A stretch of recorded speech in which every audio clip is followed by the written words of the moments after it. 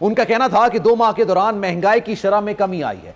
Subscribe करें और bell दबाएं ताकि कोई खबर रह न जाए। स्टेट बैंक की खुदमुख्तारी का बिल अभी जो ये बात की गई थी, अपोजिशन ने काफ़ी ज़्यादा शोर मचाया और ये कहा कि जनाब स्टेट बैंक का जो सरबरा है और डिप्टी सदर भी होगा वो भी हुकूमत हायर नहीं कर सकेगी और वो अपनी तनख्वाह में, अपनी मराद में मनपसंद तरीके से इजाफा कर सकेगा और उससे कोई पूछने वाला नहीं होगा। आपको लगता है कि क्या खुदमुख्तारी वाकई में सवाली निशान उठाया गया है? जो भी बिल आया था और अपोजिशन जो एहतजाज करी वो सही है? आप मुझसे ज़्यादा बेहतर जानते होंगे इस मामले में। जी, मैं समझता हूँ कि अपोजिशन जो है वो सियासी एहतजाज कर रही है, सियासी बातें कर रही है, उसमें माशी हकीकत का मैं समझता हूँ कि नहीं है। देखिए, दुनिया भर में जो सेंट्रल बैंक्स होते हैं, जैसे हमारा स्टेट बैंक है, वो 4 काम करता है या 4 जिम्मेदारियाँ उसके हवाले की जाती हैं। उसने शरह सूद का तयन करना होता है, उसमें मनी सप्लाई यानी कि कितने नोट छापे जाएंगे, क्या कितने नहीं छापे जाएंगे, उसका तयन, उसकी डिटर्मिनेशन स्टेट बैंक करता है। बैंकिंग सेक्टर को रेगुलेट करता है और उसने ये डिटर्मिन करना होता है, तयन करना है कि एक्सचेंज रेट के अंदर इंटरवेंशन करे या नहीं करे। मैं समझता हूँ कि अगर इन चारों सेक्टर्स के अंदर उसको आज़ादी और खुद मुख्तारी मिल जाएगी और अगर सियासी मुदाखलत को गैर कानूनी करार दे दिया जाएगा इन 4 शोबों के अंदर, तो ये पाकिस्तान के लिए भी और पाकिस्तान में जो रहने वाले 22 करोड़ अवाम है उनके लिए बेहतर साबित होगी, उनके मुफाद में ये साबित होगी। तो ये अपोजिशन जो है वो सियासत कर रही है।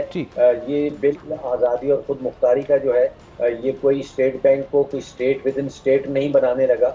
उनका काम और उनकी जिम्मेदारियां सिर्फ उन 4 सेक्टर्स के अंदर ही रहेंगी और कोई नया वॉइस रॉय, जैसे कहा जा रहा है कि शायद कोई वॉइस रॉय आ जाएगा और वो हुकूमत से भी बड़ा हो जाएगा, ऐसा कोई खतरा नहीं है, ऐसी कोई बात होने नहीं चाहिए। अच्छा सर, माशियात की अगर बात की जाती है तो लोगों को नंबर्स इतना ज़्यादा समझ नहीं आते और जब बजट आया जाता है, मिनी बजट आते हैं, तो लोग कहते हैं कि ये सिर्फ लफ्ज़ों का खेल है या फिर नंबर्स का खेल है। अब अगर मैं बात करूं ब्लूमबर्ग की, अक़वाम मुत्तहिदा की रिपोर्ट की, तो उसमें यह कहा जा रहा है कि पाकिस्तान की जो माशी हालत है उसमें बेहतरी आई है। हुकूमत भी ये दावे कर रही है, अपोजिशन कहती है कि दावे गलत हैं, लेकिन अवाम एक सवाल करते हैं, वो कहते हैं हमारा बुनियादी सवाल है, हमारी जो तनख्वाह है उसमें पहले घर चलाना कदरे मुश्किल था, आसान नहीं था बिल्कुल, लेकिन अब तो नामुमकिन होता चला जा रहा है। अगर पाकिस्तान तरक्की कर रहा है, माशियात बेहतर की तरफ जा रही है, माशी अशारी अच्छी तरफ जा रहे हैं, तो फिर महंगाई कम क्यों नहीं हो पा रही?